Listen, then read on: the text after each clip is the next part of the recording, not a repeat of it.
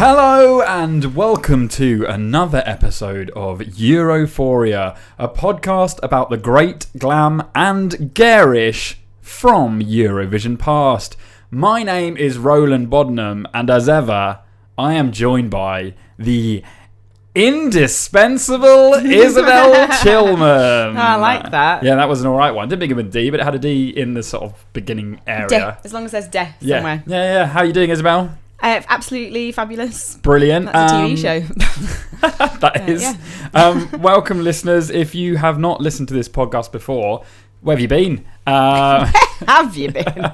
This is a podcast where we talk all about Eurovision. We delve into the history of Eurovision, and then I desperately, in a desperate bid for attention, write and record a Eurovision, what I think could be a Eurovision entry. And then I give it a mark out of 12, which is normally less than 6. It's a below average scoring from me, generally.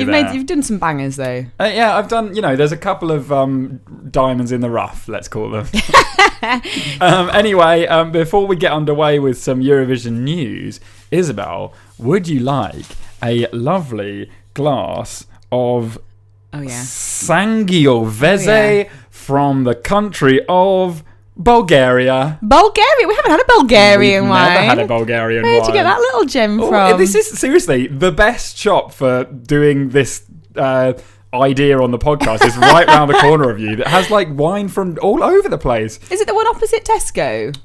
No, it's not that far up, I don't think. No. It's literally like just by your station. It's great. It's perfect. I like my little I have a little 5 minutes before coming round your house, just sort of perusing the wine. Really focus on your wine choice. Yeah, it's great. I mean, this was the only one from Bulgaria, so but that's great. I've never had Bulgarian wine. No, well, let's see what it's like. Hey Bulgaria, if you're listening, we're drinking your wine. Oi! Nearly on my Spill? white shirt. No, I'm absolutely fine. Here, process yours. Lovely. Ooh, nice little clink at the end there. Thank you. There we go. So now we can officially begin the podcast with our usual segment of Eurovision news. Do you have any Eurovision news, Isobel Chillman? Sorry, just having a bit of wine there. Okay. A little quick Google just now. So I'm still, by the looks of it, Ukraine is still kicking off about Russia. Well, I've got Is that yours? I've got a little update that is fully formulated. What's that? Well, so the chief of the Ukrainian Secret Service has become embroiled in the whole situation now. This is how serious Eurovision is, guys. We've said this before. The Secret Service of Ukraine, and then in brackets SBU, so I'm imagining that's Ukrainian for Secret Service, have basically prepared papers to prohibit the entry into Ukraine of the Russian entry Yulia Samyoilova. So the SBU head basically said, as of now, the decision regarding her entry ban is not yet made, but I will reveal the secret. The relevant document has already been drafted. So, so basically, they can ban her if they want to, if they have the relevant documents to ban her from entering. So I know. So so anyone who is not aware of this, the reason they're saying that she's not going to be allowed into the Ukraine is because she performed in the annexed territory of Crimea, which according to Ukrainian law, if it has not been approved by the Ukraine, is illegal. Yeah. But do you think that whoever the Russian entry had been, they'd have found a reason? Yeah. Oh, yeah. I kind of think they would have found a way of kicking off of us. And it doesn't like last year it was very much David and Goliath of the 1944 against the hot favourite Russia, and everyone was really endeared to Ukraine, and when they won it was like, oh my god, I can't believe Ukraine won it. And it's amazing.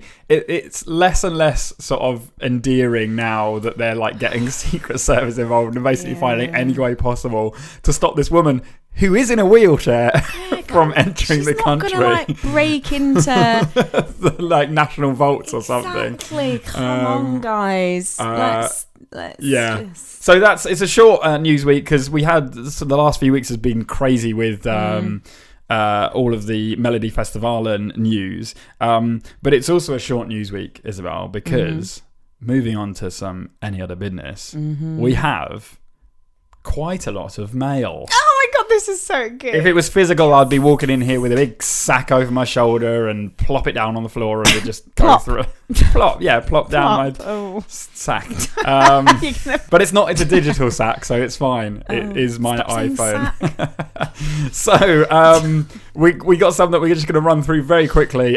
We have, of course, it wouldn't be a podcast in the last month without an email from Strawberry Parfait. Yeah. Thank you very much for emailing yet again, Strawberry Parfait. The email reads, "Hey guys, it's me again," and then in brackets, citation needed. Oh, little nod. Oh. "I'm here to say your last episode was amazing." Of course it was, mate. And then also said, "Anyway, my ratings for Roland's song, 0 points. Sorry, it was crap." Thank you, Strawberry Parfait. Anyway, you are correct about that. Anyway, see you next episode. Citation needed. Heart. I mean, we're at the beginning of the email, I so know. this may change. But right now, you are once again my favourite. Ding, ding, ding, ding, ding, ding, ding. Yeah, we need a favourite bell, don't we? So thank you, Strawberry Parfait, for that email. We have another email from a gentleman named Gab. Oh, Strawberry Parfait, you also haven't told us which continent you're from. Oh, yeah, come on, guys. I did ask for that last week. Let's specify, please, people. Yeah. Which continent? No country. Continent only. Okay. So we have another email from someone named Gabe. And its subject line is "Love the podcast." So, we love you too, Gabe. Strawberry Parfait, you may have competition. It says, "Don't have a song submission or correction or anything really. Just wanted to let you know that I've today found your podcast and absolutely love it. You've got a fan in Miami, Florida." Shut up. Doesn't leave the continent though. So. Well, we don't know what continent that is, Gabe. You have to email us again and tell us the continent. No, that's amazing. We have an American fan. We've broken America. Woo-woo! It's what Robbie Williams never managed to do. We've done what Robbie Williams could never ever do. Break America. Girls Aloud failed. Robbie Williams failed. We've made it. We've done it, guys. Miami, Florida. I've never been to Florida. Gabe, next time I come to America, I'm going to come stay with you, please. Because I've not been to Florida yet. We're best friends already. So, Gabe's your favourite, right? Gabe's now my favourite. Jesus. I'm not fickle. So fickle. We have another email from Daniela Noren, who has emailed us before. Actually, who has some useful information. Said, "Hello, love the show. About Melody Festival." Good. About Melody Festivalen, the reason why there were so many votes, and do you remember we realised there were more votes than there is people in Sweden. The reason why there are so many votes is because you can vote more than once, and there is a free voting via an official app. What? So you can just keep clicking away? So you can vote up to five votes per song, basically. So you could do like... So you could vote for all the songs 5 times. But you could do like, I'm going to give 5 votes to Victoria, 4 votes to whoever else, 3... Good. Yeah, I like that, right? So, so there, you can also call... There's 2 lines you can call. One's more expensive because money goes to charity, but if you want, you can call the non-charity line. So well, you guys all suck, whoever called the non-charity line. Yes, and Daniela then said, lastly... About that festival fun song. ... Haunting. Holy shit, I cried. Yep. I'm so sorry. We're going to set up a helpline for anyone affected by the terrible quality of the song Festival Fun that happened last week. If you haven't yet listened to last week's episode, I would advise you to my story's fantastic. But just stop at the song. Just don't. It's really quite a lot to deal with mentally afterwards, okay? Just skip it. Maybe just move on. Okay. Then she says, "Keep up the good work, Daniela." We will keep up the good work. Love you. Thanks so much. This is great. Another one. More. So we have another email from Reggie. Hey, Reggie. So she says, so I usually listen to your podcast while working. I told my office mates my squealing was because you guys mentioned me. Yay! So sorry again, office mates, if she's squealing again. She then goes on to explain her name. She says actually it's quite interesting. I guess I should clarify the J in my name is pronounced like a G and not a Y. And I like challenging gender perceptions with the nickname I ended up with. Haha. So Reggie, good for you, challenge Reggie. those gender. Badass. Yeah. So she has a question for you, Isobel. Yes, Reggie. And then in brackets went, I guess it can apply to Roland too. Nah, let's leave him out, mate. I guess Don't get him involved. This is just a conversation between the two of you now. I'm just Love an empty vessel that will read it. That's how it's best. Okay. So she says, Isobel, you seem super confident. Just might as well stop there. Isobel, you seem super confident in your predictive abilities on what songs will win or do well. Is that based on the songs alone, or have the performances of the songs affected your judgment? No, it's all of it, mate. It's like, obviously there's certain songs that just the actual audio of them, the song itself, you're like, mate, that's gotta smash the top 10. But it is all down to performance. Like, I mean, I know we talk about them a lot, but Mons. Like, that's partly why Russia, I know they came third last year and they did very well, obviously, but their performance was just a Mons rip-off. It was the same staging. Like, do something different. You've got to do something interesting, something different, something that's not been done before, because that's going to stick in people's minds, which is why I'm bloody worried about this horrendous Italian one. Just put a gorilla on stage. Bloody gorilla on stage. Everyone's excited. Whereas you look at someone like your beau, Robin Bengtsson.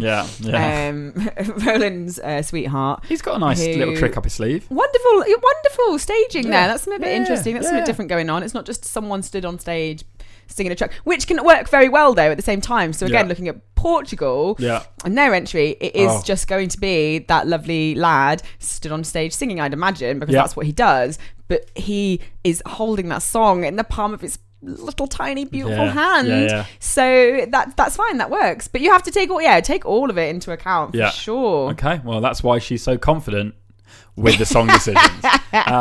Love you, Reggie. Says, all of you that have emailed in are my favourites today. Yeah, she says, keep up the good work, Reggie. Thank you so much. Cheers, Reggie. We also have one more email. And for this email, I'm going to need a little bit of background music. Oh, Papa Chillman. Hi, Roland.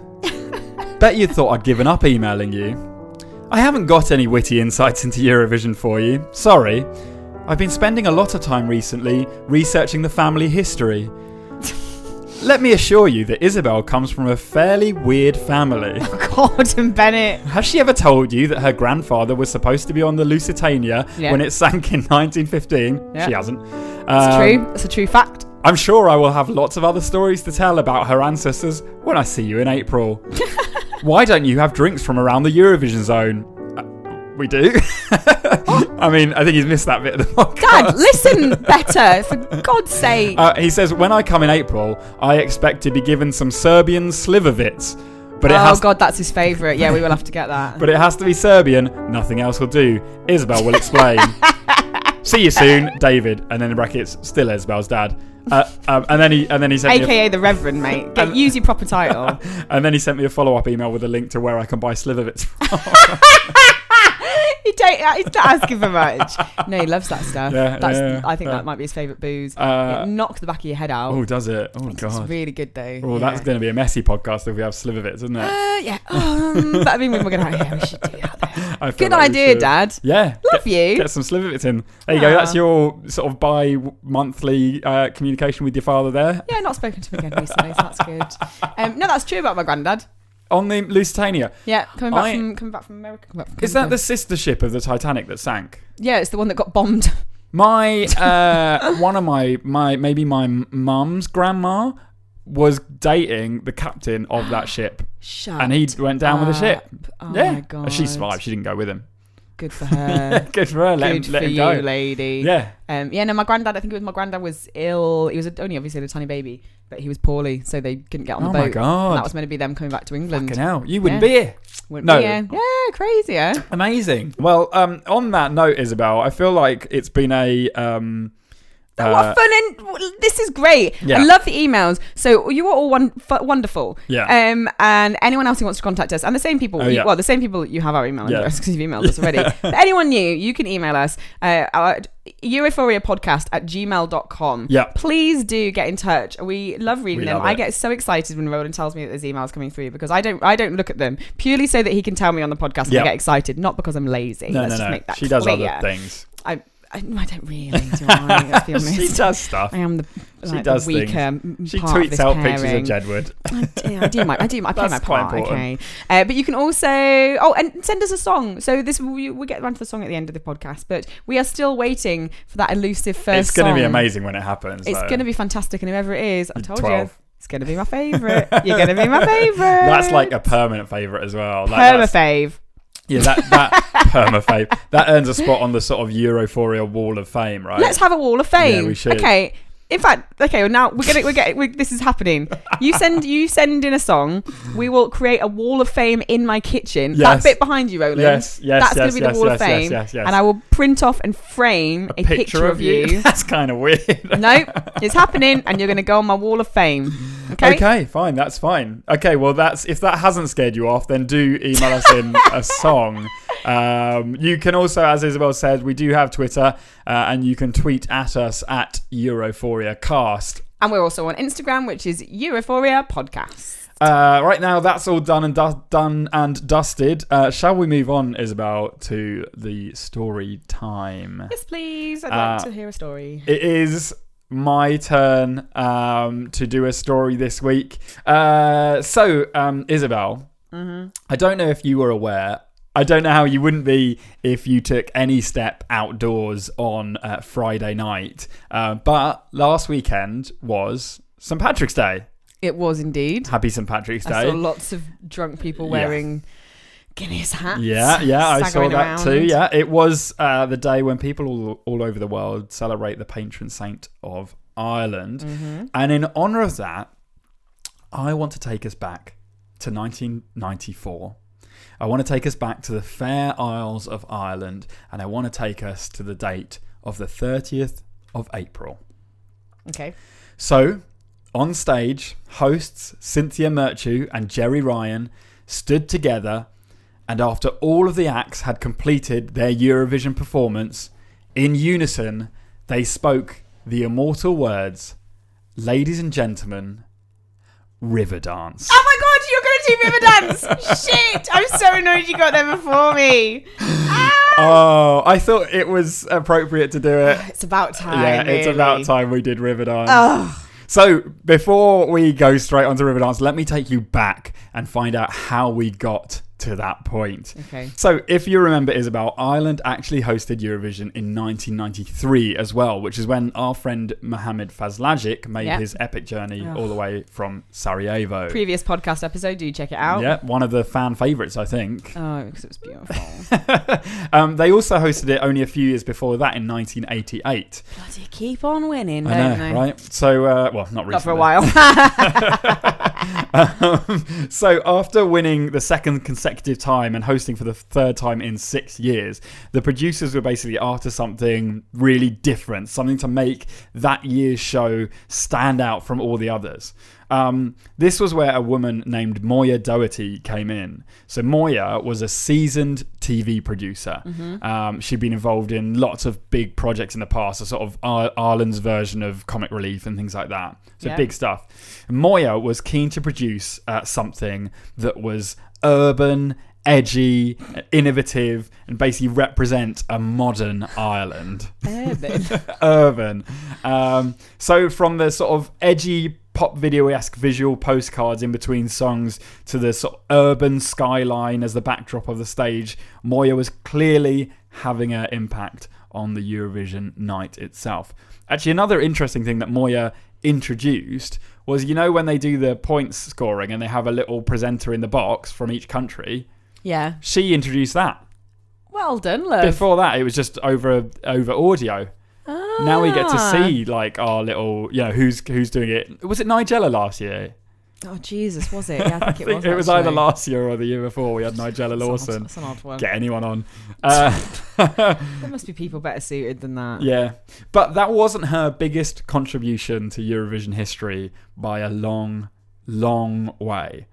So Moya was basically trying to figure out a big showstopper for the interval. And she happened to just be at a traditional Irish dance show in the Irish National Concert Hall. And it was there she initially noticed a young woman called Jean Butler, who was one of the lead dancers, and she noticed her skill and style, and apparently she thought, God, she's really gorgeous. However, the next thing she knows, a man leaps onto the stage with a Spanish sombrero hat, a jacket with his bare chest showing, and he just sort of dances around, flinging his legs and arms about. This man, she would soon realise, was the one and only Michael Flatley. Moya later said that it was seeing Flatley that night that sparked the idea in her head. So some time passed, and we're going to jump now to Jean Butler's house. She was living in a student house. She was studying, and the phone rings. She picks up, and on the other end was Moya. Mm-hmm. And Moya said to her that she was producing the interval act for Eurovision, which would be shown to millions globally, and she wanted her as the lead dancer for a new, innovative halftime show. Jean obviously said yes, hung up, and then walked into the living room and asked her friends, what's Eurovision? Oh, God, Jean. Apparently all her friends basically fell about laughing and said, you can't do Eurovision. It's terrible, because they were all like professional, very serious dancers. So they were like, get a sense of humour. They were like, you can't do Eurovision. It's awful. Jean, however, bless her, said, well, I'm going to do it. Good for you, Jean. Yeah. I mean, I'm judging you for not knowing what Eurovision is to start off with. I think I knew what it was from the moment I was born. Yeah. But maybe we can judge your family for not instilling it in you. Yeah. Don't judge her. I mean, she's American. Good for you for doing it. She's American, so... I didn't listen to that bit. Did you say that? I haven't said that yet. I didn't say it. She was American, but I think she was studying in England. That's fair enough then. Yeah, all right, she's Jean. American. Good for you for ignoring him. Also, Michael Flatley's American. No, he's not. He is. Is he? Yeah, he's totally American. Is he? Yeah, he's totally American. How did I not know that? How did no one know that? I didn't know that. You thought he was Irish too? Yeah, I thought he was totally Irish. Why is he not Irish? Why? Michael Flatley, why are you not Irish? Yeah, he's not Irish, he's American. He was an American tap dancer and just sort of did Irish dancing. Oh my God, if that's not cultural appropriation, I don't know what is. He's become a multi-millionaire from taking Irish dance around the world. He's retired now, so people can't get him for cultural appropriation. So now we know both of them are American. And I don't think it took much asking for Michael Flatley to do it, because in all the research I was doing, there was nothing about Moya convincing him to do it, so I think he was just like, yeah, of course. Yeah. So the two main pieces were in place, and now the hard work began, creating a piece to stun audiences across the globe. So according to the composer, the inspiration for the music and the dance was the life of the river. The composer, who was called Bill Whalen, used quite sort of untraditional rhythms for Irish dancing, which apparently made dancing to it initially quite tricky. But Jean explained in this video I watched of her that she really liked the idea that Irish dancing had been liberated. It had become sexy. Just because there's a hunky man with his top off. I mean, I don't know if you can describe Michael Flatley as particularly hunky. People think he is. He's a favourite of the mums. My mum had him in the mums. VHS. He's got quite Mick Hucknall vibes about him. Do you think I'm going to get a picture of him up now? Get a picture of what he looks just like. Google Michael Flatley's face. Why do I have to Google his face? Well, because you get a better look at his face. That's weird. You're weird. Have I ever told you you're weird? No, he isn't. He's American. Does he not look American? No, he looks Irish. Just because he's got into your brain. He's got into your brain. He's convinced you. That's blown my mind. We could just stop the podcast there. That's it. Enough. That's enough for me to know. That's mental. Yeah. So if you've not seen Irish dancing before, it's a very unusual way of dancing. It's a lot of legs and not very much arms at all, and that's traditional Irish dancing. So it's legs moving and arms stiff by your side. And his parents are both Irish. Okay, his parents are Irish. He's Irish. He's from America. He's born and lived in America. Anyway, all right. Now we got to the bottom of that. Accusing the man of cultural appropriation. So the dancing is quite odd. It's arms straight down by your side. And I actually got a quote from a guy called Dr. John Cullinan, who is an Irish dance historian and a dance master. That's his official title. I want to be a dance master. I think he was quite old. I think it takes quite a lot of time. So he basically explained, and I love this quote, he explained that the style originates from a very specific type of performance. And he says, it evolved from the social aspects when performances were in a little small kitchen or on top of a barrel. What? what? Either in a small kitchen or on top. Only two places. That's it. Only ones. You know those social situations where you're on top of a barrel? When you're stuck in a small kitchen. Or on top of a barrel. Or on top of a barrel. You need to have a dance. You got to do a dance. Is that? God, shit, I've got to do a dance right now, but I'm stuck on this barrel. I bet you could do. Like looking at Irish dancing though, I reckon you could really nail a dance on top of a barrel. But there's so much jumping around with it that doesn't seem safe for a barrel. Surely you should have feet firmly planted. Just do a lot from the knees up. A lot of grinding. A lot of arms. That's not Irish. That's safer. That's not Irish dancing though. Make that Irish dance. But if the dancing is specifically for on top of a barrel, just don't jump around. You fall off. I could do much better barrel dancing than that. So Jean was talking about the sort of the sexuality behind the river dance, and this was the updated version. So this isn't for dancing on barrels anymore. This is for dancing on big stages where there's flashy lights and exciting music. And she said, as for the sexuality, that was definitely a factor in the success of Riverdance. She said, that wouldn't have happened, I believe, if it hadn't been Michael and myself dancing together because of my edge to match his. I don't know why I'm doing this voice. I quite like it though. If it had been a 16-year-old who had no performance experience, it wouldn't have worked as well, mainly because they had no performance experience. But anyway, we won't go into that. The balance wouldn't have been as tense. So Jean was 23 at the time and Michael Flatley was 36. So there's still a bit of an age gap there, but it's better than 16 and 36. Yeah. She believes that part of the tension rose from the fact that she did not fancy her co-star. And she said that Flatley, who apparently went on to be quite a notorious playboy, knew it. Of course he did. Them dancing boys. He knew that there was no possible way. I was not available and could not be approached in such a way because I kept myself on another level. And that was understood from the outset. So, after months of practice and tension, the stage was almost set and Europe was descending on Ireland. In rehearsals, the dancers were becoming very concerned because the stage hadn't been designed with dancers in mind. It had been designed for singers to stand up and sing on. Yeah. So basically, according to the assistant choreographer and one of the dancers called Belinda Murphy, dancers were basically slipping all over the place. And she at one point fell on her bum. Oh, at least it was a bum. So yeah, at least it was a bum and not her.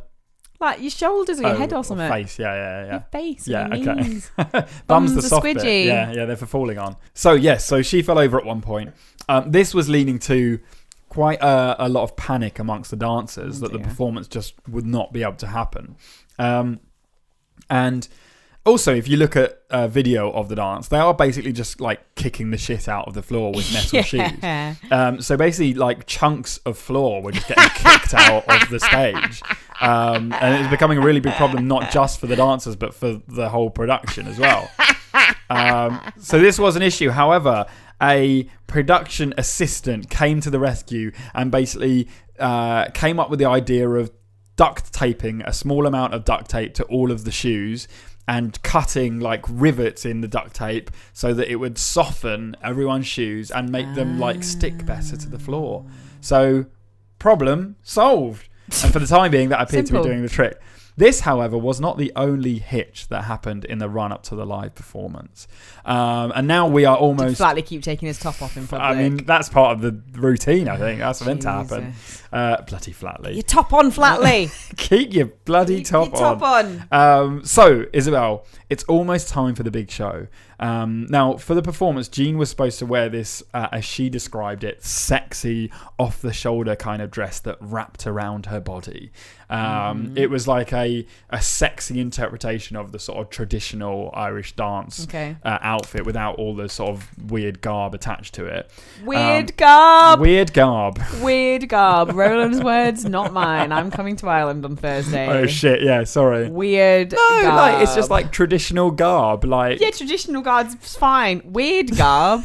like we've got Morris dancers, and I would describe all of that shit as weird garb. We're allowed to though, because it's our shit. Oh yeah, okay, can't describe someone else's shit as weird. All right, I take that back.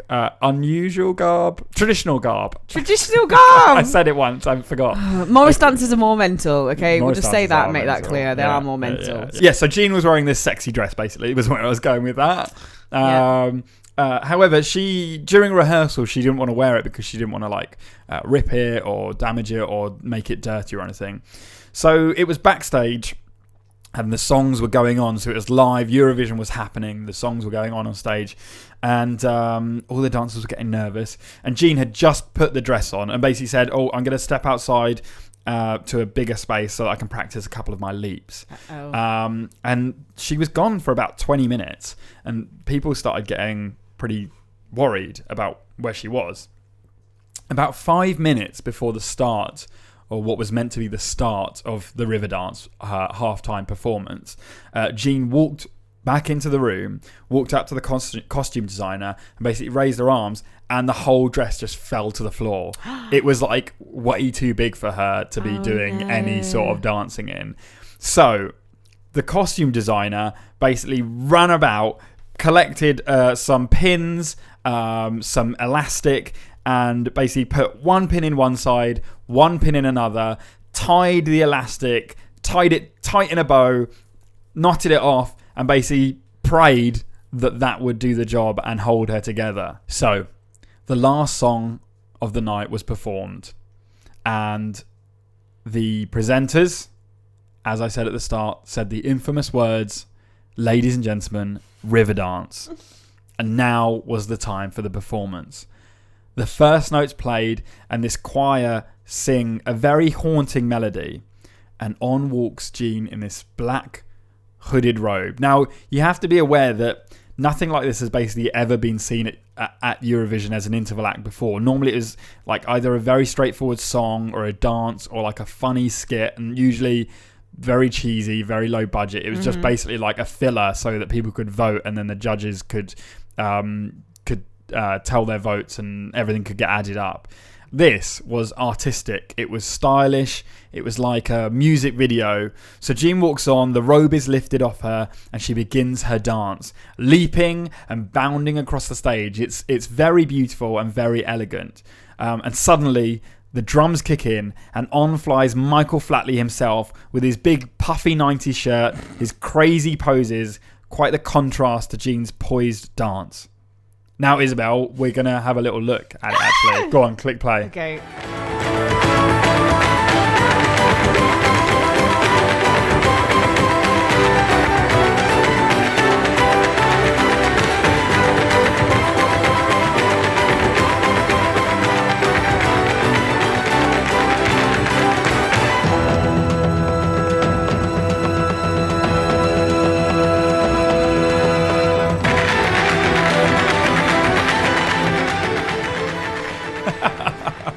Not getting in a line. They're just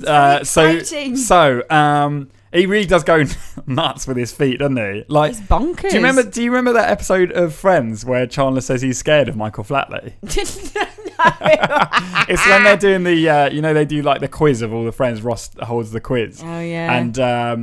And he says he's scared of Michael Flatley because his legs move like they're not attached to the rest of his body. It really is true though, isn't it? It's like, in fact, actually, apparently Michael Flatley broke the world record for the fastest tapping speed, right?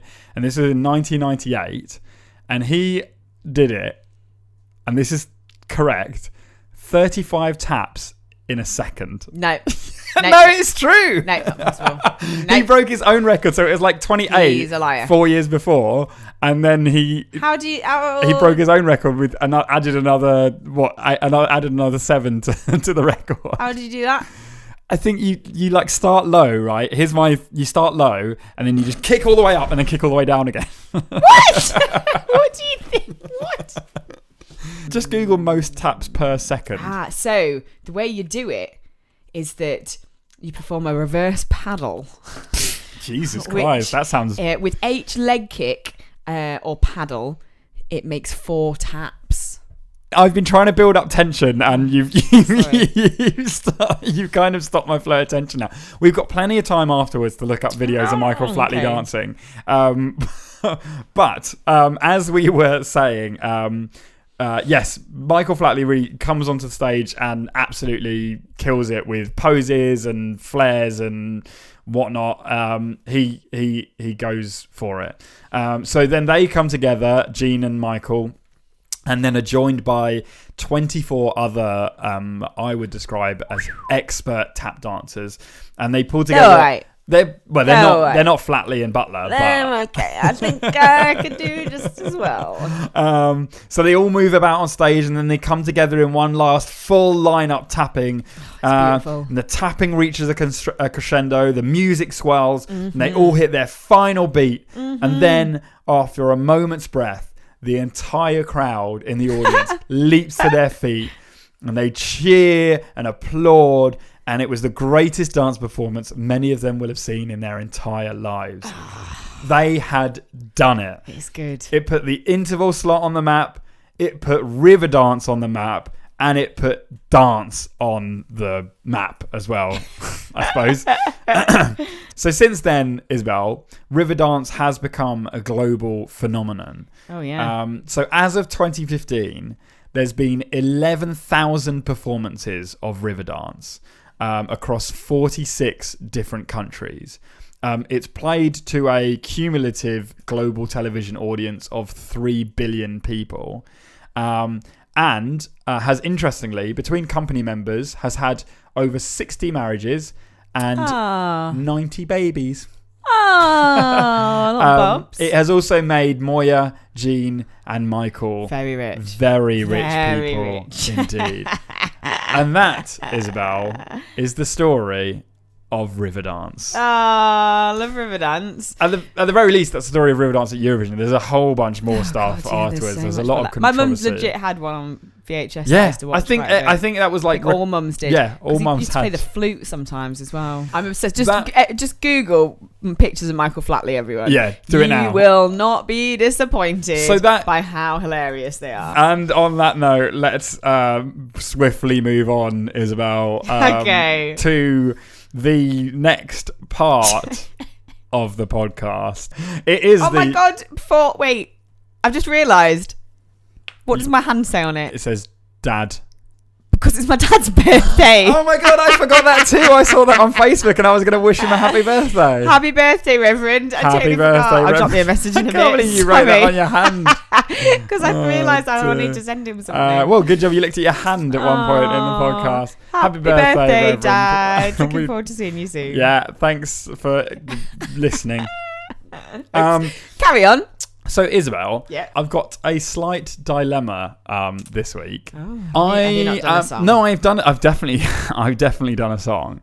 Okay. I'm hoping that I can appeal to you with this one, right? So I've done a song, and I think the sort of early 90s vibe has really rubbed off on me.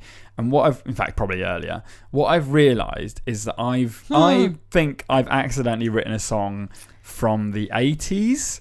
And I was thinking, as a little experiment, and we can put an asterisk by this one, whatever score it gets. Do you think you could rate this one as if it were the 80s? The 80s. Yeah, no, I love it. Oh, okay, brilliant. Yeah. Okay, because I had a whole backup plan. No. Okay, no, I'm in. Okay. So we're in let's say the late 80s, and I have a song that I've written called Robo Boogie 2000. Right. And now, according to this, there is also an asterisk there. So it's Robo Boogie 2000 asterisk. Okay, are you ready? Yeah. This is Robo Boogie 2000 asterisk.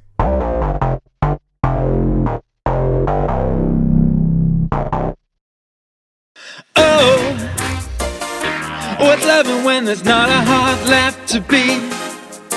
Yeah, just a robot with the happiness stuck on delete. Well, Mr. Robot, there's a new side bug on the street.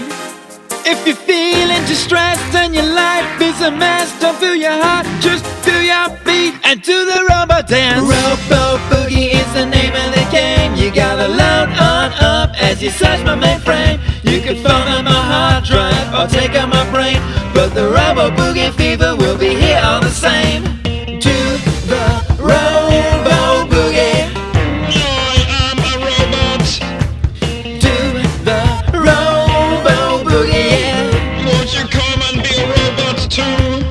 I am a robot, and here are the facts. You've gotta know how to move, gotta know how to act. Put your legs together and arms by your side. Then take 2 steps forward while you keep in time. Robot. Yes, master. He is a robot. I am a robot. Robot. Yes, master. Play a funky keyboard, robot. Okay.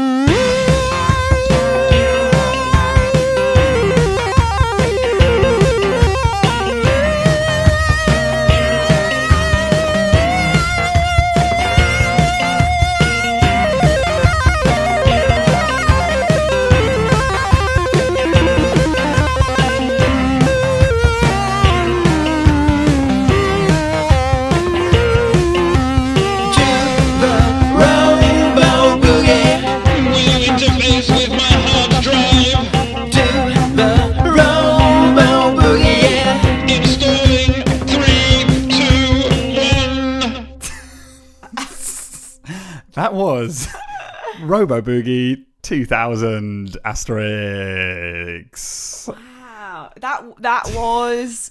Yeah,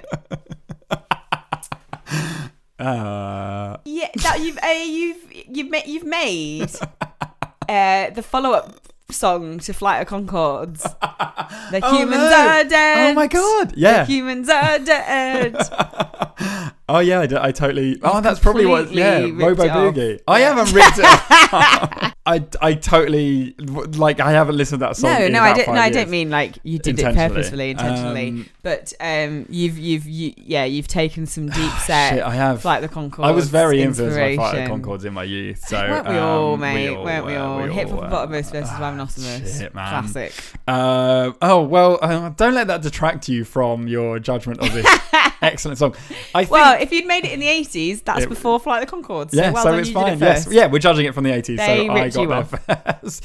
I mean, this song does centre around that excellent keyboard solo that comes. Oh, that was painful to listen to after a while. That was excellent. That was bloody brilliant. That's probably like my best musical masterpiece of the last decade, I would say. Ooh, no, re-listen to Man Oh Man. Now, have you ever watched them horrible videos of people kicking robots over?